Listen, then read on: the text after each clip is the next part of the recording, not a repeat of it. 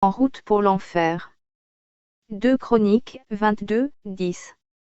Athalie, mère d'Achazia, voyant que son fils était mort, se leva et fit périr toute la race royale de la maison de Juda. Mais Joshabith, fille du roi, prit Joas, fils d'Achazia, et l'enleva du milieu des fils du roi. Quand on les fit mourir, elle le mit avec sa nourrice dans la chambre d'Élie.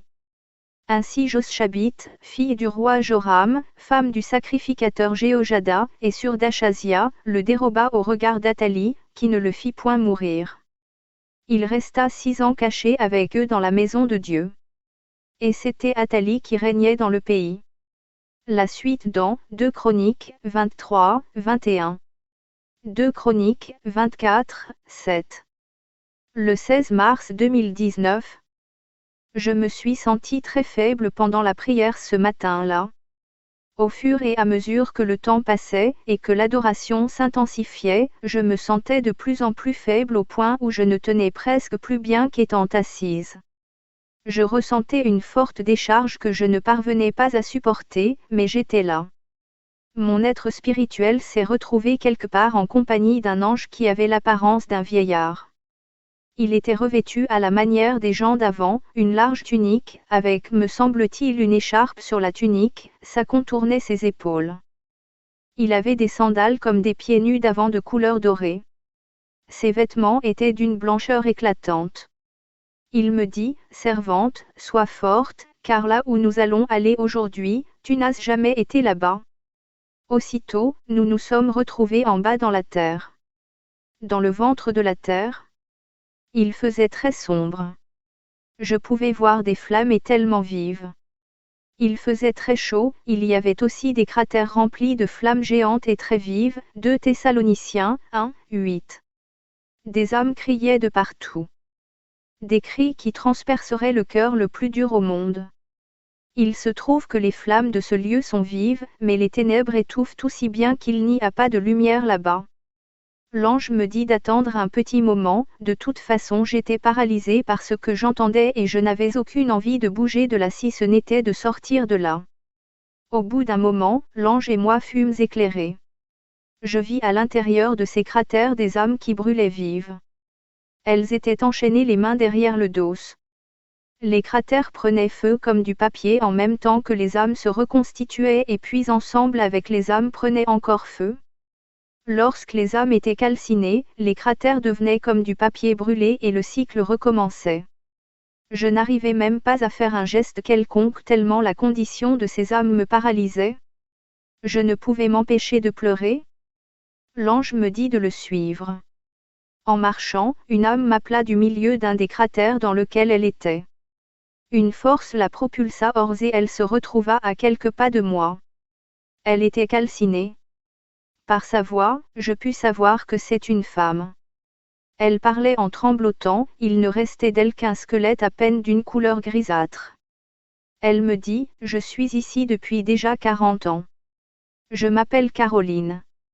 Sur Terre, je vivais en Angola, mais j'ai eu le privilège de voyager dans plusieurs pays là où le Seigneur m'envoyait témoigner. Au lieu de me limiter à témoigner, je m'étais mise à prêcher, comme les femmes pasteurs. 1 Corinthiens, 14, 33-34. Les pasteurs que je croisais m'encourageaient dans cette voie et j'avais commencé à ne plus écouter le Seigneur. Je m'étais laissé emporter par le goût du luxe, l'amour du succès et l'orgueil. Avant que le Seigneur m'appelle à le servir, j'étais une prostituée, j'avais contracté 5 maladies, 3 maladies sexuellement transmissibles et 2 maladies vénériennes. J'en parlais à une amie chrétienne qui m'invita dans son église. Aussitôt arrivé à l'église, le pasteur et sa femme se sont empressés de prendre soin de moi. Ils m'ont très bien encadré. Et c'est ainsi que d'un cœur sincère j'acceptai le Seigneur abandonnant ma vie passée. J'étais zélée dans le Seigneur. Et lorsque le Seigneur m'a guéri, j'ai commencé à témoigner dans mon église, puis d'église en église et je m'étais laissé emporter par cette vie à laquelle j'avais pris goût. Mon pasteur me prévenait toujours pour me ramener dans les normes du Seigneur, mais plusieurs autres pasteurs le dénigraient et m'encourageaient. Cette vie a duré pendant 12 ans, le Seigneur ne cessait pas de se révéler à moi pour me ramener à lui, mais j'attribuais ces révélations à Satan. Je me disais que c'est Satan qui voulait me dissuader pour m'empêcher de servir Dieu. Je m'apprêtais encore à aller prêcher dans une église quand la mort m'a surprise. Moi-même j'avais déjà mon église, comme pasteur responsable. 1 Timothée 2, 12. Que je dirigeais, mais comme je voyageais beaucoup j'avais déjà délégué des fidèles que je jugeais matures pour faire l'œuvre en mon absence. Dès que je suis morte, j'ai atterri dans ce lieu de tourment. Je n'avais que 40 ans. Si je vivais encore j'allais avoir déjà 80, hélas. S'il te plaît, moi je ne peux plus rien, mais toi tu peux encore faire quelque chose. Quand tu seras de retour sur la terre, dis aux femmes pasteurs, qui ont des églises, qu'il n'y a pas des femmes leaders d'église. Regarde bien autour de toi, ici c'est la section des femmes qui prêchaient sur la terre, des femmes pasteurs, docteurs, qui avaient des églises qui exerçaient comme des hommes dans des églises. Dis à celles qui vivent encore de se repentir. Dis-leur de se repentir, elles sont en danger. Notre Seigneur Jésus-Christ de Nazareth ne se contredit pas, il n'est pas un Dieu de confusion. Pendant qu'elle parlait, je voyais sur un écran la scène se produire. Effectivement, je voyais qu'elle était très maigre à cause des maladies qui la dérangeaient. Puis après sa guérison, elle avait pris du poids, était devenue belle, vertueuse et soumise aux saintes Écritures. Je la voyais obéissant aux conseils du pasteur et en parfaite harmonie avec les frères et sœurs de sa communauté. Je la vis dans plusieurs assemblées rendant son témoignage. Les gens acclamaient. Au début je pouvais voir que cela la gênait, mais au fur et à mesure qu'elle allait témoigner là où elle était invitée, elle changeait d'attitude, elle aimait se glorifier. Dans son église qu'elle avait ouverte, tous les membres l'appelaient maman pasteur et cela la réjouissait beaucoup. Je voyais à l'écran comment les membres de son église la vénéraient, lorsqu'elle faisait son entrée, c'était très triomphal, toute l'assemblée se levait, l'applaudissait.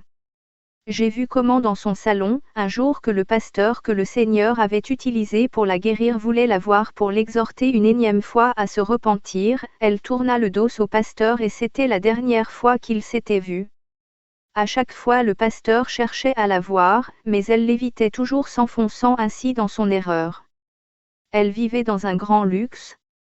Quand elle eut fini de parler, une force comme un vent la tira avec violence par derrière, la jeta de nouveau dans le cratère duquel elle avait été projetée vers moi. L'ange me dit, « Viens, suis-moi. » Je répondis à l'ange de me faire sortir de ce lieu.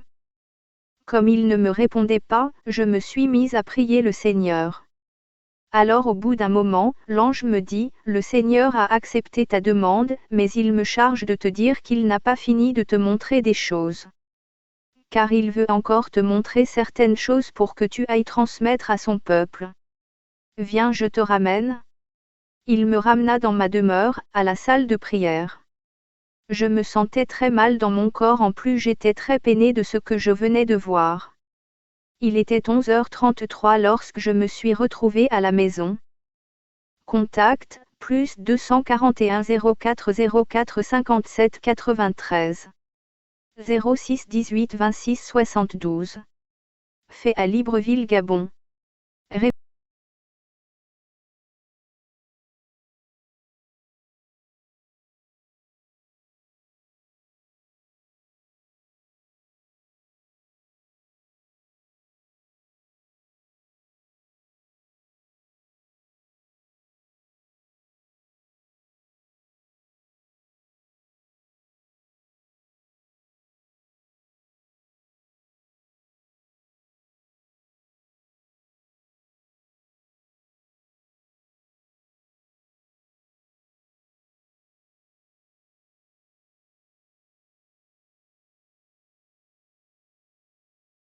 Révélation sur les femmes pasteurs, leaders des églises,